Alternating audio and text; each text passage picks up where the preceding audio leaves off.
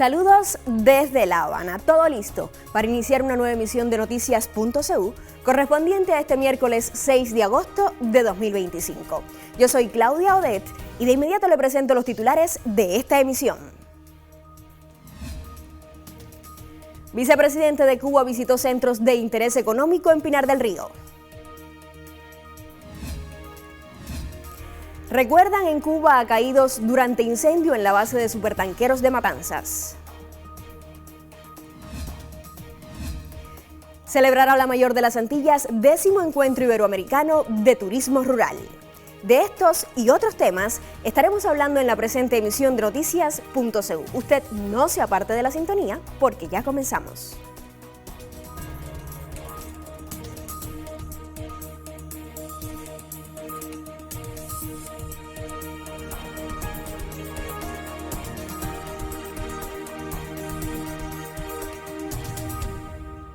Ya lo anunciábamos, el miembro del Buró Político y vicepresidente de la República de Cuba, Salvador Valdés Mesa, chequeó en Pinar del Río la marcha del programa Arrocero, cuya producción está llamada a crecer con eficiencia. Un llamado a continuar ampliando alianzas como las que se ejecutan entre la empresa vietnamita Agri VMA y la Unidad Empresarial de Base Agroindustrial Cubanacán en Los Palacios, Pinar del Río, realizó el vicepresidente de la República de Cuba, Salvador Valdés Mesa, en un recorrido por la infraestructura productiva. Acompañado por Eumelín González Sánchez, gobernador de Vuelta Abajo, y por directivos del sistema de la agricultura, Valdés Mesa dialogó con representantes de la empresa extranjera, quienes explicaron que cumplieron el compromiso de siembra y la cosecha aporta 7 toneladas por hectáreas. El también miembro del Buró Político conoció que actualmente se trabaja para ampliar el programa en la Unidad Empresarial de Base Caribe del municipio Consolación del Sur, aprovechando infraestructura existente y la disponibilidad de agua con que cuenta el territorio pinareño. Asimismo, recomendó cortar tiempos y aprovechar de forma positiva la experiencia y los conocimientos en torno al cultivo del cereal que ambas partes poseen. El vicepresidente cubano insistió en que Pinar del Río es una de las provincias que puede autoabastecerse de arroz en un futuro cercano. Hay que sacarle el máximo de utilidad y de experiencia. Es un país alto productor de arroz. Produce entre 15 y 20 millones de toneladas de arroz. Millones, no estoy hablando cientos. Es el alimento principal. Saben de eso. Y nosotros tenemos que... Y están dispuestos a ayudarnos, ¿no? A hacernos transferencias de tecnología, semillas, esto, lo otro, la tecnología. Y lo anunciábamos también en titulares. Cada 5 de agosto se rememora los caídos durante el incendio de grandes proporciones ocurrido en la base de supertanqueros de Matanzas en el año 2022. A propósito, el pueblo yumurino realizó una peregrinación hasta la necrópolis de San Carlos Borromeo, último descanso de quienes dieron su vida en el cumplimiento del deber. La región militar de Matanzas fue el escenario de un acto político-cultural en conmemoración del tercer aniversario de los sucesos ocurridos en la base de supertanqueros de Matanzas. Presidida por el primer secretario del Comité Provincial del Partido Comunista de Cuba, Mario Sabines Lorenzo, junto a la gobernadora Marieta Poey Zamora y el jefe del Ejército Central, general de brigada Carlos Pérez Gámez, la ceremonia rindió homenaje a las víctimas de aquella tragedia y reconoció el valor de quienes participaron en las labores de rescate. El acto inició con un minuto de silencio y la colocación de una ofrenda floral como símbolo de respeto y eterno agradecimiento. La ocasión contó con la presencia de familiares de los fallecidos y representantes del cuerpo de bomberos, quienes recibieron el agradecimiento de las autoridades por su fortaleza ante tal catástrofe. Como parte de las actividades, efectuaron una caravana por las calles de la urbe yumurina hasta el Museo de Bomberos Enrique Estrada, único de su tipo en Cuba. En el sitio quedó inaugurada la exposición Memorias del Fuego, una colección fotográfica a cargo de profesionales del Lente Matanceros que documenta los dramáticos momentos del incendio y las heroicas acciones en pos de salvaguardar la vida. El homenaje incluyó un momento espiritual cuando familiares encendieron velas ante la imagen de la Virgen de los Desamparados, patrona de los bomberos de Cuba. La vigilia continuó en trayecto hasta la necrópolis San Carlos Borromeo, donde las autoridades y una representación del pueblo matancero brindaron merecido tributo en el Panteón de los Caídos por la defensa. Con el amanecer del 5 de agosto, Cuba detiene su ritmo para honrar la memoria de sus hijos más valientes. no es solo una fecha en el calendario, sino un sagrado compromiso de nunca olvidar a quienes lo dieron todo por proteger a su pueblo. Primera pausa informativa en la presente emisión de Noticias.cu. Usted no se aparte de la sintonía, porque a la vuelta, como de costumbre, haremos nuestro recorrido por las páginas condominio.cu.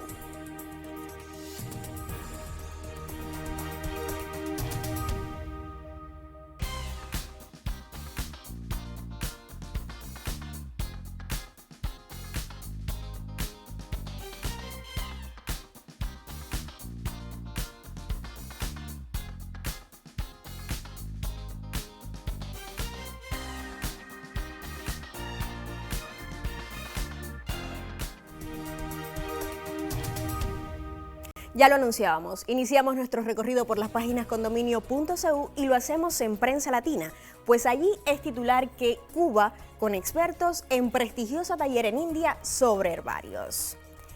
India acogerá desde este miércoles un prestigioso taller de la Organización Mundial de la Salud, OMS por sus siglas, sobre cooperación regulatoria internacional para medicamentos herbarios, que contará con la participación de expertos de Cuba, entre otros países. Especialistas de Bután, Brunei, Ghana, Indonesia, Japón, Nepal, Paraguay, Polonia, Sri Lanka, Uganda y Zimbabue también asistirán al evento que se efectuará en Ghaziabad hasta el venidero viernes, informó así el Ministerio de Ayush, uno de sus organizadores nacionales. Expertos de Brasil, Egipto, Estados Unidos se unirán de manera virtual al taller internacional con el cual se pretende aportar al fortalecimiento de la capacidad de regulación de medicamentos herbarios. Dicho taller también sirve como plataforma para la cooperación internacional y el intercambio técnico mediante el fomento de la colaboración, el mejoramiento de los mecanismos de seguridad y eficacia, así como el apoyo de la convergencia regulatoria y el fortalecimiento de los sistemas de medicina tradicional a nivel mundial, de acuerdo con el Ministerio de Ayush. Entre los aspectos más destacados se encuentran el análisis en grupos de trabajo centrados en la seguridad, la regulación, la eficacia y el uso previsto de los medicamentos herbarios. De Prensa Latina avanzamos hasta Radio Habana, Cuba, pues allí es noticia que Cuba participa en conferencia sobre países en desarrollo sin litoral. Una representación de Cuba participa en la tercera conferencia de las Naciones Unidas sobre los países en desarrollo sin litoral, cita que tiene lugar del 5 al 8 de agosto venideros en Aguasa, República de Turkmenistán. La delegación de la Mayor de las Antillas está presidida por el director general de Planeamiento Político del Ministerio de Relaciones Exteriores, Luis Ashkenazi Chernak, e integrada además por Carlos Valdés de la Concepción, embajador de la República de Cuba ante el país sede del evento, así como por funcionarios de la Cancillería. Cuba está convencida de que solo trabajando juntos, con equidad y respeto, se puede transformar en oportunidades los desafíos que enfrentan los países en desarrollo sin litoral, posición promovida durante su presidencia del Grupo de los 77 y China en el año 2023.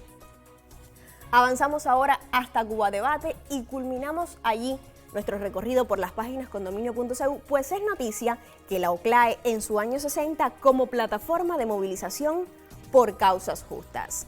El próximo 11 de agosto, la Organización Continental Latinoamericana y Caribeña de Estudiantes, OCLAE por sus siglas, cumplirá 59 años de fundada, iniciando así su año 60 como una combativa y movilizadora organización que en varias ocasiones ha estado dirigida por mujeres cubanas.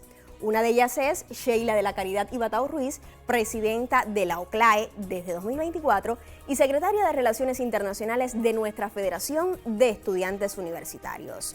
Sobre cuáles son hoy las batallas que convocan a los jóvenes estudiantes de nuestra región y cuáles son los desafíos más importantes del movimiento estudiantil de América Latina y el Caribe, habló este martes Ibatao Ruiz en el programa de la Mesa Redonda y cito algunas de sus palabras. Desde inicios del siglo XX, los estudiantes en América Latina han sido uno de los sectores sociales más activos en la defensa de sus derechos. Desde entonces, comienza en el continente la primera etapa organizativa del movimiento estudiantil. Fin de la cita. De esta manera culmina nuestro habitual recorrido por las páginas condominio.cu. Nosotros hacemos una segunda pausa y a la vuelta tendremos otros temas.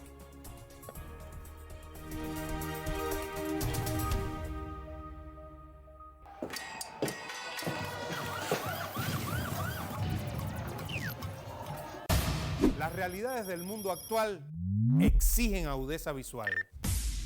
Por eso aquí miramos y analizamos con Visión 2020.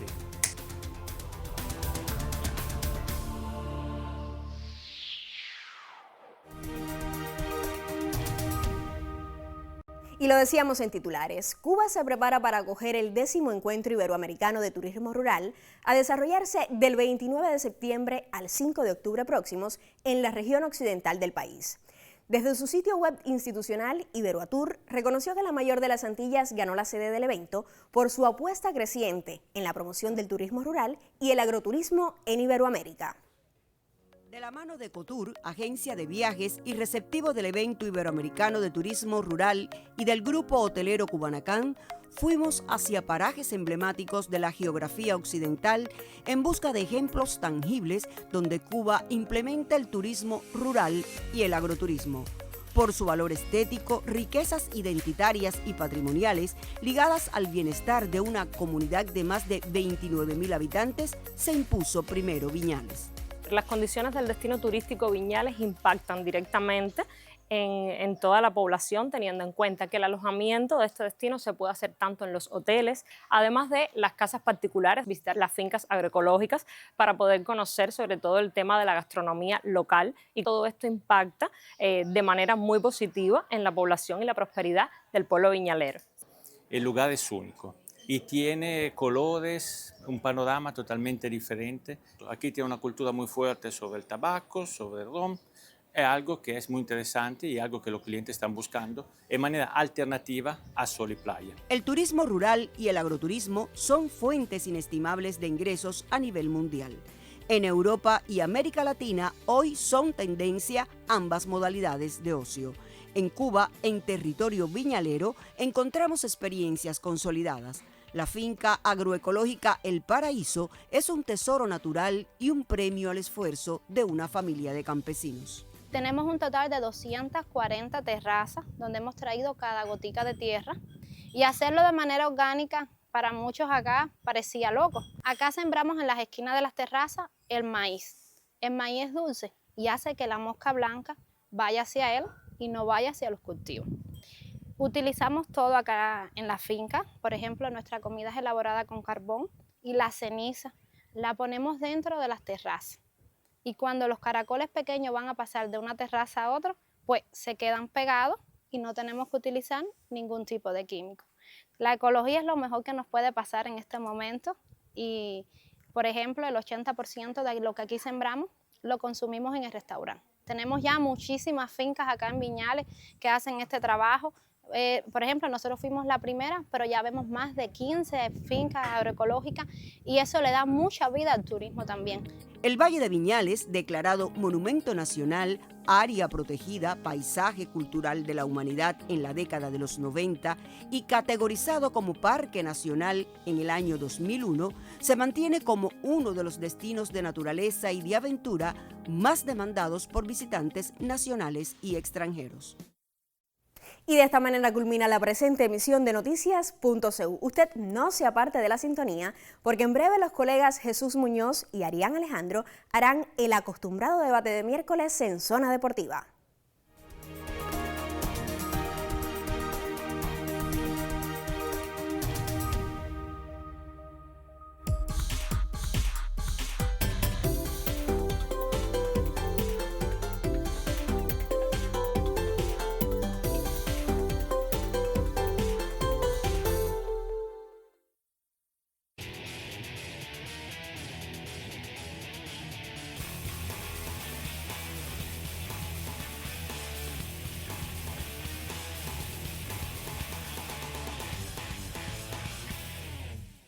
Saludos, bienvenidos a esta emisión de Zona Deportiva, correspondiente hoy miércoles 6 de agosto de 2023. Yo soy Jesús Muñoz, hoy es Jornada Análisis y en breve comenzamos.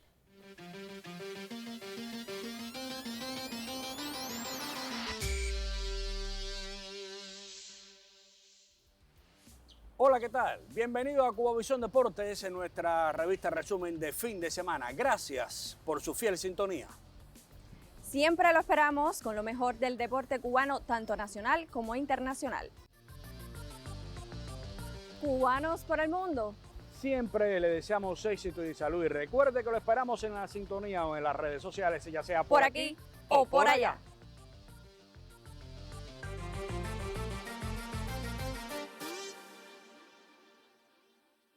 De vuelta al set, hoy una jornada en la que hablaremos de baloncesto, participación cubana en el torneo de Valdivia en Chile, parte de la ruta hacia el Campeonato del Mundo y además en busca de seguir avanzando en estas ventanas de América. Me acompaña, como es habitual en esta jornada de análisis, Arián Alejandro, a quien ya doy la bienvenida. Saludos, Jesús, para ti, por supuesto, para el colectivo y quienes están con nosotros a través de la pequeña pantalla en Zona Deportiva.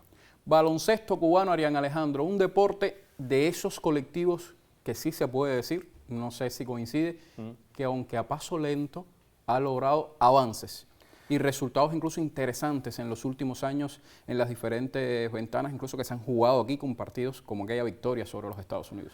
En eso estoy de acuerdo con usted porque no hay muchas alegrías en los tiempos recientes a nivel de movimiento deportivo cubano, específicamente las disciplinas colectivas. Creo que la encabeza el voleibol, podríamos poner al béisbol FAI y el softball femenino, pero en ese espacio, en esa mesa, como se dice, también se puede sentar el baloncesto, con la victoria ante Estados Unidos, con la victoria ante Bahamas, con buenas demostraciones en la clasificación a la America Cup, que no se pudo lograr y lamentablemente creo que condenado un poco, ¿no?, a ese partido no desarrollado en Puerto Rico ante los locales, porque mire, si usted me elimina o yo soy eliminado de un torneo porque no pude ganarle al rival, pero no le pude ganar en la cancha, el rival fue mejor que yo, bueno, nada, no se podía hacer otra cosa. Pero si soy eliminado por no poder jugar un partido por cuestiones extradeportivas, eso realmente ni es justo, ni es puede ser criticado a la hora de decir, bueno, que es que Cuba fue eliminado. No, es que en realidad Cuba la eliminaron, más que fue eliminada. Poniendo contexto a la participación actual, Cuba ahora se elimina y participaría en caso de seguir avanzando con los países del área de Sudamérica, mejor, precisamente para evitar este tipo de cuestiones. Pues yo creo que es una sabia decisión de FIBA América, que ojalá se extienda a otras disciplinas. Abro paréntesis, como lo que hablábamos hace algunas semanas del softball, que logró su clasificación a fases previas de la Copa del Mundo, y una de esas fases en Estados Unidos. Ojalá Cuba o esté en Lima o en República Checa, que son las otras dos, para evitar dificultades. Bueno, en el caso del baloncesto, si bien te eliminas con una región fuerte como es Sudamérica, donde hay un Brasil, donde hay una Argentina, ellos no están en este torneo del próximo fin de semana. Chile, Ecuador y El Salvador serán los rivales, vamos a decirlo por orden. Salvador el viernes, Ecuador el sábado, Chile el domingo. Creo que Chile se presenta como, no solo por ser el local, sino el Chile y Cuba como favoritos, son dos plazas. Chile y Cuba como favoritos. Es que Cuba no debería tener problemas para ser primero o segundo de derrotar a El Salvador y Ecuador. Son rivales que para mí están cualitativamente por debajo, a pesar de que Cuba tiene ausencias, de las cuales hablaremos más adelante. Pero yo creo que entre Cuba y Chile, y le doy el crédito a Chile para batallar por el primer puesto en teoría ese domingo, porque viene de una eliminatoria en la America Cup en la cual venció a Venezuela y Argentina jugando en casa. Pero en realidad, a ver, mirándolo desde el punto de vista frío y solo por historia, Cuba, en teoría, también debería ser superior a Chile. En el caso de El Salvador, sí, yo creo que sería justo anotar que tienen incorporaciones de jugadores que son salvadoreños, estadounidenses, incluso nacionalizados jóvenes, que aunque no tienen rutina de juego como equipo, pudieran estar dando la sorpresa. Y además dirigidos por un cubano, por cierto, Rainer Panfet, un habanero, que también ya es casi que una leyenda dentro de los entrenadores del baloncesto en El Salvador. En eso estoy completamente de acuerdo también con ustedes, Jesús. Rainer Panfet, que además conoce perfectamente todo el entramado del baloncesto cubano. Todas las mañas de los jugadores cubanos, al menos de los más consagrados. Exacto, las conoce las dinámicas del baloncesto cubano en sentido general, y puede ser El Salvador ese equipo que dé la sorpresa. Ojalá y no sea contra Cuba, realmente. Ojalá y sea batallando contra Chile, pero bueno, de eso hablaremos en breve. Continuaremos hablando de baloncesto en el segundo momento. Ahora les propongo una pausa, pero con información. Continuamos con el pasatiempo. Ahora vamos al pasatiempo nacional. El regreso de Julio Romero como entrenador de picheo del equipo de Industriales ha sido una bendición para lanzadores, directivos y aficionados de La Habana. Mira, cualquier cosa en cualquier conteo. Yo no puedo ir ahí y decir, Nosotros lo primero que hicimos fue averiguar bien el banco de problemas que tenía el conjunto del picheo de los Industriales. Y creo que una de las cosas que más sobresale es el problema del control. Estamos trabajando la biomecánica constantemente, dividida en partes, después completa, y esas cosas así para buscar de que ellos sean capaces de tirar strike, de que la velocidad que tienen muy buena velocidad la mayoría, tenemos que traducirla en eficiencia. Y para eso es necesario trabajar mucho en ese problema. Y lo otro es buscar, que tienen buenas rectas, tienen buena bola rápida, buscar unos lanzamientos en el repertorio que puedan acompañar su recta, es decir, que se la defiendan.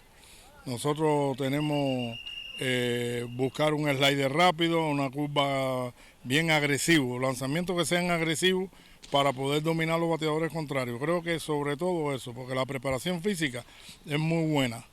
Todos se preparan muy bien, los muchachos están entusiasmados y yo creo que si nosotros del banco de problemas logramos sacar adelante el problema del control para evitar dar tantas bases por bola y unos lanzamientos que sean agresivos aparte de la recta, que es bastante agresiva, nosotros somos capaces de hacer un buen papel.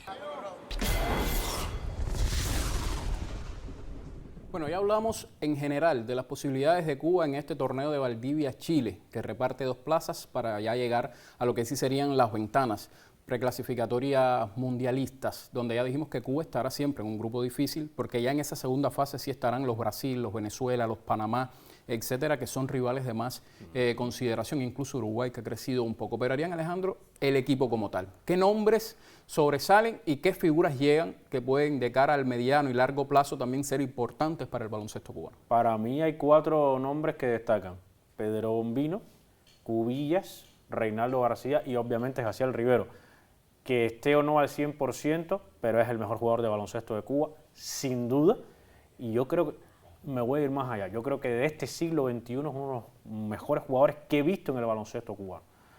Y yo creo que lo ratifica su rendimiento fuera de Cuba. Es verdad que en otros contextos, antes de 2013, otros jugadores de tanta categoría no tuvieron la oportunidad de probarse fuera de Cuba. La ha tenido Jaciel y bueno, la han tenido otros de hace una década para acá.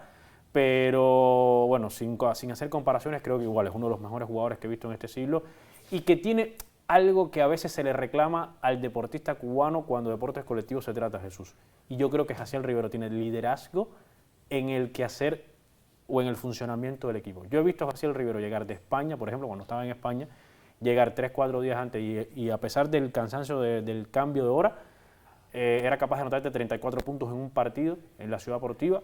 Yo creo que eso... O de ir a la cancha cuando físicamente no está bien. A veces la afición dice, bueno, pero hoy anotó solo 12 o 14, claro, pero no tuvo en cuenta el contexto en el cual llega y que aún así dijo, voy a jugar. Voy a jugar, y esos 12 o 14 te representan también para ganar un partido, porque además te ala al resto del equipo, porque cuando los demás jugadores ven a un Jaciel Rivero, que a nivel colectivo es el punto máximo del equipo cubano, si tú ves a un hombre como ese, que lo entrega todo, llegando el día antes, con problemas físicos, usted también entonces quiere arrastrarse en esa dinámica positiva que impulsa hacia él. Por lo tanto, creo que es ese factor doble que le sirve al equipo cubano. Y bueno, es verdad que hay ausencias, Howard Sanros no está. Para mí la más fuerte, sobre todo por lo que aporta a nivel defensivo. Correcto. Sanros. Exacto, yo estoy también de acuerdo.